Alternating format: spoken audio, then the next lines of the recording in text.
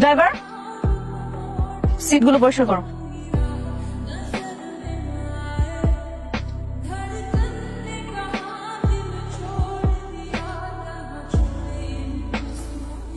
দেখ জানলাতে কি ময়লা হয়ে আছে।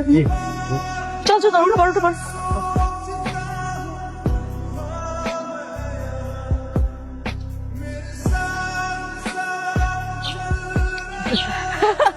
সেই দিনের কথা আমি কোনোদিন ভুলবো না, সিরিয়াসলি অনেক মজা হয়েছিল।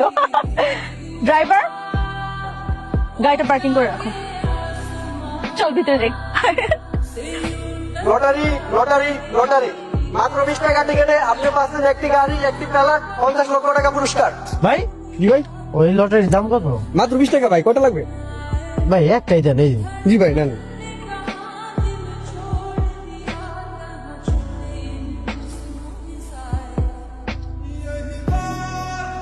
কি রে, সব অর্ডার কি শুধু আমাদের জন্যই? তো ড্রাইভারের জন্য কোনো কিছু অর্ডার করবি না? নাকি ও ওখানে বসে বসে মশা মারবে? কোনো দরকার নেই।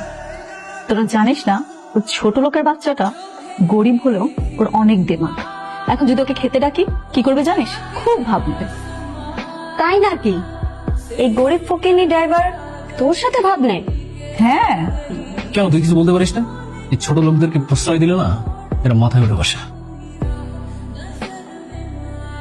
কিছু করার নেই দোস্ত, কারণ ওর বাবা আমাদের বাসায় কাজ করে। বলতে পারিস বংশ পরম্পরা থেকে আমাদের চাকর। ও শিট। সাবধানে ফানি। ও না, দাঁড়া, ওয়েট, দেখ কি করি। এই ড্রাইভার, এদিকে আসো।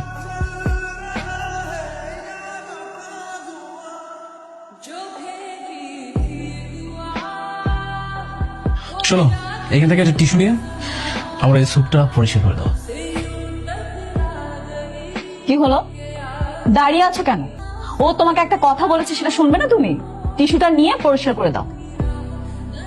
দেখেন ম্যাডাম, আমি আপনাকে ড্রাইভার, এই জন্য যে কোনো কাম করলে আমি সব করে দিই, কিন্তু এর মানে এই না যে আপনার বন্ধু যা স্যুপ পড়ছে এটা আমি পরিষ্কার করে দিব। কি তুই একটা 2 টাকার ড্রাইভার হয়ে মুখে মুখে তর্ক করিস? দেখছিস, তোকে বলছিলাম না কেমন চটং চটং কথা বল। যেটা করতে বলছিস সেটা কর।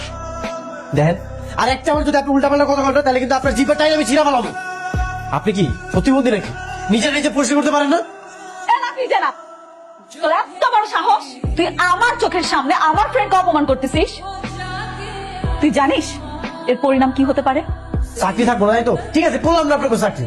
আপনার মতো অহংকারী মাইয়া থেকে আর কি আশা করা যায়? জাস্ট বেয়াদব। ভাই, নিজে কি লটারির রেজাল্ট আছে? হ্যাঁ ভাই, আপনি কি টিকিট কাটছেন? হ্যাঁ ভাই, আমিও তো একটা কাটছিলাম। একটা টিকিট, 20টা টিকিট কাটছে, কাম হলো না, আপনি একটা কাটছেন। ভাই একটু দেখেন না, যদি মিলে যায়। কি ভাই, মিললো? ভাই, আপনার তো কপাল খুলে গেছে। কি হয়েছে ভাই? আপনি তো লটারি দিচ্ছেন ভাই।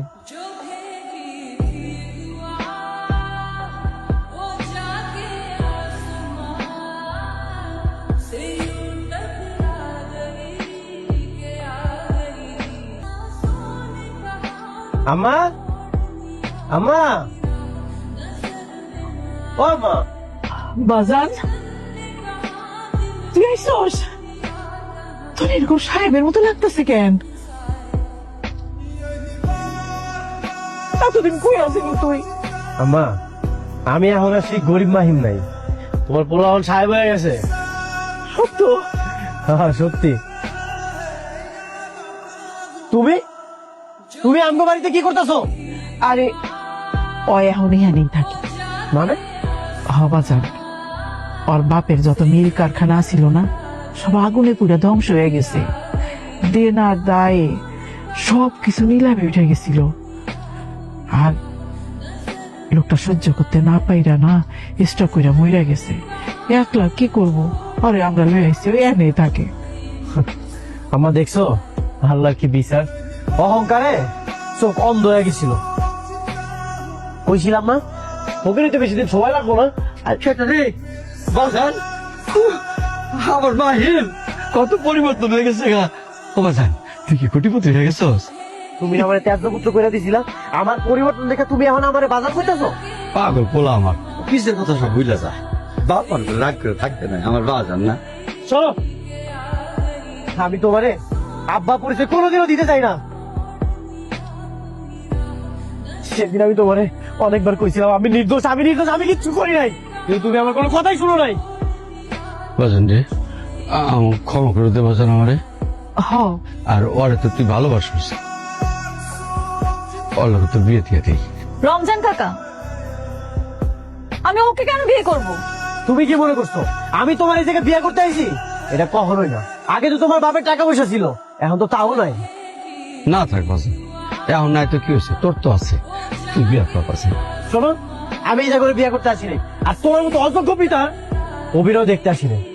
এই জায়গায় শুধু আইছি আমার আম্মারে আমার বাসায় লয়ে যেতে। আম্মা চলো। অবাজান কি কইতেছস? ওনারে সাইডা, এই সংসার সাইডা, বর্ষার সাইডা কেমনি যাই? আমার এটা তুমি কি কইতেছো? আমি এই জায়গায় কাউরে নিয়ে যাবো না, শুধু তোমার আমার বাড়িতে নিয়ে যেতে এসেছি। চলো। বাজান রে, স্বামীরে তুই আমি কই যাবো? ও, তুমি আমার লগে যাইবা না? একটা কথা শুনে রাখো, এই দুইজনকে আমি অনেক ঘৃণা করি। আমি চলে যেতে। বাজান বাজান